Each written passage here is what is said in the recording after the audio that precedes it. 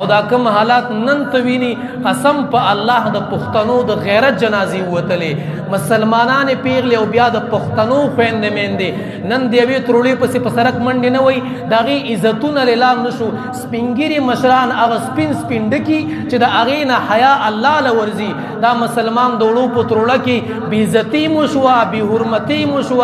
ذلت سره مخامخ دي خو تاسو ولای کم خلک دي تاسو ولای سوکشتا د پښتون تاسو لا چا خو پښتون خفکیږي ما تر اوسه پورې خپل مشر او کشر نه پیژني پښتون اوسه پورې خپل لیډر نه پیژني دا دومره ولګ اوقات چې په دې پښتنو باندې دا او دا پښتانه دومره د ذلت سره مخامخ دي د دې جواب بسو ګور کوي او د قوم واقدارانو او د قوم مشرانو تاسو دا خلک په ولګ باندې نه ویني هغه خلک چې هغه ورس کې 1500 او 600 روپۍ نشي ګټلې دی بکور له وړي څنګه راوړي دی بکور له چینی څنګه راوړي دی بکور له وړه څنګه راوړي اقتدار ته ورسېدلې د اقتدار دا معنا نه ده د اقتدار معنا و د مسلمان غم کول د هغې د تکلیف غم کول د هغې د در سوچ کول عمر فاروق به نه ویلې کو د فرات د سیند په غاړه باندې سپی د تندې مړ شي قیامت کې به الله مانه تپوس کوي چې عمر فاروق ولې دا سپی د تندې مړ دی د دې خلکو تپوس بس تاسو نه کېږي د دې غریبانانو تپوس به نه کېږي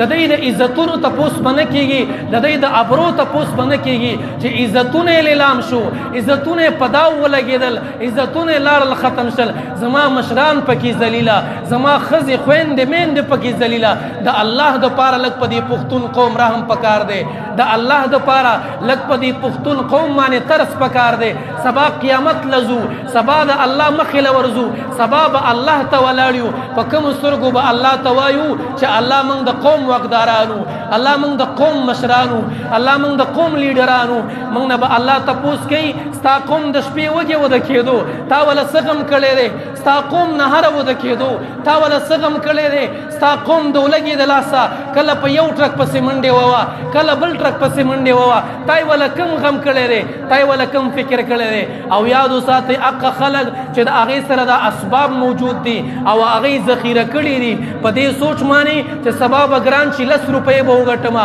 حدیث کې راغلی امام الانبیا فرمایي علیه الصلاة والسلام چا چې سلوي خورزي هغه طعام چې هغه ته ضرورت دی د عوامو هغه طعام چې هغه ته د غریبانو ضرورت دی او دې ذخیره کو او بازار ته راوینېستو وې د خلکونه الله بری دی او دا د الله نه بری دی الله د خلکونه بیزار دی چې قوم ته ضرورت دی قوم محتاج دی قوم ضرورتمند دی او تا د 10 روپو د ګټلو په خاطر باندې دا ذخیره کړی دي چې سبا به 10 روپۍ وګټم الله وی درنه بیزار ما الله وی زما تاسو سره تعلقات نشته دي او دا بندم وی چې الله زمستانه بیزار ما او حدیث کې راغلی امام الانبیا فرمای علیه الصلاة والسلام وی چا چې طعام ذخیره کو چای هغه ولدي چای هغه چینی دا هغه دال یا نور شیان د انسانانو د ضرورت دي او دای ذخیره کې بازار ته نه راو باسي یو شپه چې چا پناهره باندې تیر کړه الله وی زما چې کومه وعده تاسو سره وي کومه معاهده می تاسو سره وا الله وی زما وعده ختمه الله وی زما معاهده ختمه بیا په کومه خلبانه وی چې الله رحیم دی بیا په کومه خلبانه وی چې الله غفور دی ته په بندگانو رحم نه کې ته په بندگانو ترس نه کې ته دا بندگان نه ویني چې دا بندگان ذلیل کیږي ته دا بندگان نه ویني چې دا خواريږي بس لګیا خپل اقتدار دی خپل مزيدي سبا الله لورزو لګ د دې غریبانو غم او فکر او سوچ پکار دی غریب سړی چې ماخام 200 روپۍ ګټي دا بچی ډاکټر لبوزي خبره مې پوهیږئ